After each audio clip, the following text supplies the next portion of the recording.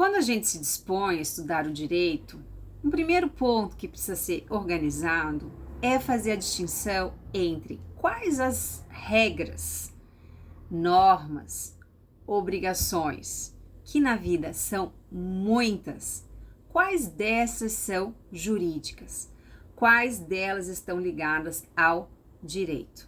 A vida ela é cheia de compromissos, de deveres. Quantas e quantas vezes ao longo do dia a gente fala ou pensa, eu sou obrigado eu sou obrigada a fazer, eu tenho que.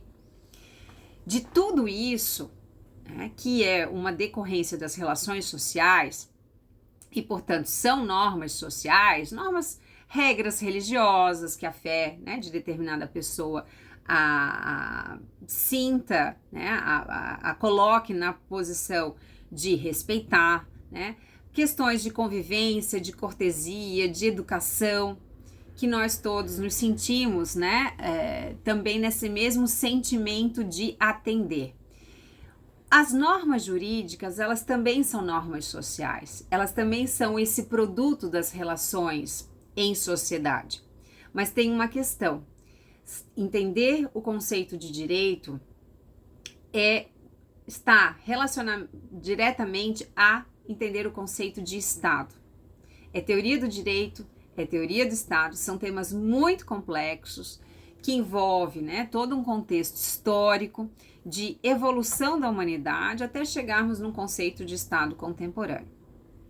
Passa por inúmeros filósofos, com destaque para Maquiavel, para Thomas Hobbes, para John Locke, para Montesquieu, para Rousseau e tantos outros que levam à construção da figura de Estado de Direito e de Estado democrático de direito, que pode ficar para um outro vídeo. Mas voltando aqui, são muitas as obrigações, são muitas as regras, e aí nós precisamos dizer, o direito está atrelado às normas jurídicas. E o que são as normas jurídicas? São aquelas produzidas pelo Estado.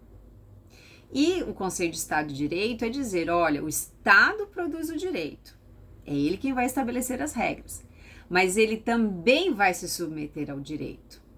O Estado não erra, o Estado sou eu, não deve ter mais espaço. E ainda, um Estado democrático de direito para que a produção dessas regras se dê por um processo político democrático, representativo. Portanto, nós vamos ter que individualizar dentre essas regras sociais aquelas que são as regras, as normas jurídicas. E elas são jurídicas porque elas são definidas pelo Estado por esse processo político. E nesse processo político é estabelecido obrigações, proibições e permissões. Então, nós vamos ter tais condutas são proibidas, tais condutas são obrigatórias e permissão, que não é proibido, que não é proibido, que não é obrigado, vai ser permitido ao princípio da legalidade, artigo 5º, inciso 2 da Constituição. E o Estado, ao fazer essas definições, ele também vai, já na própria norma jurídica, estabelecer quais as consequências ao descumprimento dessa regra, as respostas, as sanções. E as sanções, elas podem ser, em suma, em 3 esferas. Uma esfera administrativa, que conhecemos, as multas, as interdições de estabelecimento, as apreensões de mercadoria, o poder de polícia administrativo de forma geral, mas não apenas. Vamos ter todas as questões cíveis, que dentro de uma lógica de resposta do Estado, de sanção do Estado, estão muitas vezes ligadas às indenizações, mas também não apenas. E vamos ter a esfera penal, A gente usa a expressão de que o direito penal é o braço forte do Estado. Nós devemos criminalizar aquelas condutas que são consideradas realmente graves. Se não o forem, talvez a gente resolva muito bem já na esfera administrativa e na esfera civil. A gente não precisa atribuir uma pena a quem tiver praticado aquela conduta. Tanto é que algumas condutas eram crimes e deixam de ser, e outras não eram e se tornam crimes, por essa análise do que o Estado considera realmente grave. Ele, obviamente, né, não coaduna com nenhuma das questões, tanto é que ele sanciona na esfera administrativa, na esfera civil e na esfera penal, mas a esfera penal vai ser realmente grave, inclusive vai ter necessariamente um sistema de garantias próprio. Cada uma das esferas ela é autônoma, elas são independentes, cada uma delas vai ter um regime jurídico diferente, né? Mas em alguns momentos elas vão se comunicar.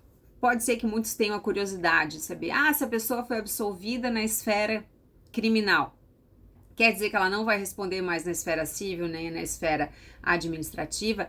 Não necessariamente. A gente vai ter a seguinte regra: para o que for decidido na esfera penal, comunicar-se imediatamente para a esfera administrativa e para a esfera civil. Quando lá o que foi considerado crime, né? Então vamos lá, alguém está sendo acusado do crime de homicídio, matar alguém, artigo 121 do Código Penal. Vai acontecer, né, um processo penal, obviamente, um processo civil, né, dos familiares, dos herdeiros buscarem indenização, possivelmente por dano patrimonial, por dano moral. Eventualmente, isso também tem consequências administrativas, pode ter sido no trânsito, né? Então, tem aplicação do Código de Trânsito, ou eventualmente no ambiente público, né? Dentro da administração pública. Então, a gente vai ter que ter um processo administrativo disciplinar dessa pessoa que está sendo acusada por homicídio. Lá na esfera penal, tá? Vai obrigatoriamente comunicar a decisão da justiça, né, na esfera penal, quando? Quando o magistrado, a magistrada, decidir de forma categórica sobre autoria e materialidade. Ou seja, quando ficar decidido, de novo, repetir, categoricamente, que não foi a pessoa que está sendo acusada quem praticou, ou que o fato não aconteceu. A gente não está aplicando lá o famoso princípio, né? Aparece em latim, que é in dubio pro réu, ou seja, na dúvida se decide a favor do réu. Não é que o magistrado ou a magistrada esteja com dúvida. Ele está afirmando categoricamente que não foi o réu, a ré da ação que praticou o homicídio. Ou então, afirma-se na sentença, na decisão, que o crime não existe, o fato, né? Não o crime, melhor ainda, tá? Porque o crime tem outros requisitos. Que o fato não aconteceu. Então, a pessoa está sendo acusada por homicídio e, de repente, a vítima não morreu, ela reaparece, ela está viva, então isso não aconteceu. Isso precisa se comunicar para a esfera civil e para a esfera administrativa. A gente estava acusando alguém nas 3 esferas de homicídio, quando na verdade essa pessoa ela não praticou tal conduta, né? Afinal, não houve morte.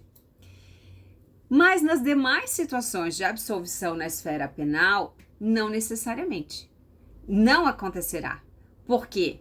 Justamente porque os fundamentos são distintos. Para eu condenar alguém por um crime, há muito mais rigor, porque é o braço forte do Estado. Porque as consequências são muito mais graves. São as penas. Eu só uso a palavra pena para a esfera penal. Tem que tomar cuidado, muitas vezes as pessoas se equivocam, né? Falando lá de uma multa recebida por uma empresa, a Agência Nacional de Aviação Civil, a ANAC, aplicou uma pena para uma companhia aérea. Não aplicou pena. A ANAC não pode aplicar pena. Ela aplicou uma sanção administrativa, uma multa, mas não uma pena, tá? Então, as esferas são autônomas, elas são independentes, cada um tem a sua sistemática, e o que é mais grave é a esfera penal, e vai se comunicar nessa circunstância que eu comentei, autoria e materialidade. Nas demais, não necessariamente, né? Não acontecerá.